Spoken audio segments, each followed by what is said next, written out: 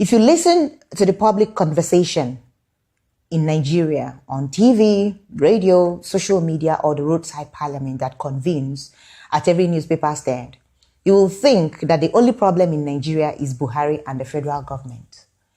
It seems that all our problems as a country will be solved when we get the federal government fixed. That is just sheer myopia. Now let me explain. The powers, authority, and responsibilities of Nigeria are divided into two by the Constitution.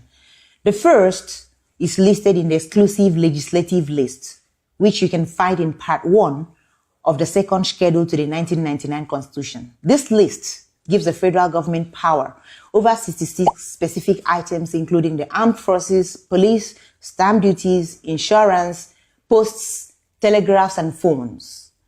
Proponent of restructuring point to this list as proof that the federal government has too much power concentrated at the center.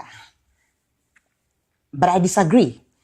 The second list, the concurrent list, is in Part 2 of the second schedule to the 1999 Constitution and basically gives the states power over anything that is not in the exclusive list. And this also includes education, sports, raising funds, statistics, electricity, and the establishment of electric power stations. Now let me ask you, how many state power stations have you seen? The sharing formula between the federal government, states, and local governments for monies that go into the consolidated revenue fund of the federation is this: 52.68% to the federal, 26.72% to the states, and 20.60% to the local governments. What you should ask is, what are the states doing with their share of the money? Remember that almost all the local governments are controlled by the governors. The governors have convoys that are longer than Donald Trump's, but they cannot create an enabling environment within their states for economic activities to thrive. According to the States Viability Index for 2016, released by Economic Confidential, only Lagos and Ogun states have internally generated revenue that is up to what they receive from the federal government. One state in the southeast has internally generated revenue of 5.8 billion in 2016, which was only up to 8.6% of the 67.7 billion that it received from the federal government in the same year.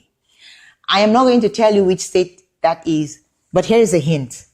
The governor of that state, which ranks 32nd on the first ever National Competitiveness Report released by the National Competitiveness Council of Nigeria, the NCCN, recently spent public money to build a statue of a man who was facing more corruption charges in his country than there are local governments in Nigeria. And that brings me to the crux of the matter.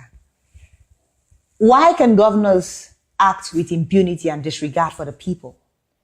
Recently, Professor Remi Shonaiya of Restart Nigeria Initiative said on Quora that it is because we let them, and I agree with her. Now, take this state governor, for example. In the 2015 elections, out of over 1.6 million registered voters, only 43% of eligible voters came out to cast their votes, and he won with 392,000 votes, which is about 24% of the total number of registered voters.